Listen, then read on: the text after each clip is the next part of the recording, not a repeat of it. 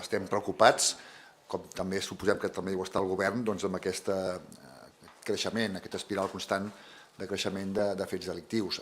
Amb aquest ple el que demanem no deixa de ser una obvietat, que és una reacció del govern ara i en el futur per fer front a aquesta situació i per revertir, fins allà on sigui possible, aquesta situació d'increment de fets delictius. La veritat és que les dades, com deia abans, d'algunes enquestes que hem tingut coneixement aquestes últimes setmanes, tant del Ministeri de l'Interior com de l'àrea metropolitana, són preocupants. Hi ha increments importants del 29% en delictes sexuals, del 26% en robatoris a domicili, del 24% en robatoris sostracció del vehicle. El que hem de fer per fer-hi front entre tots, i ho hem demanat i ho seguirem demanant, és primer reconèixer el problema.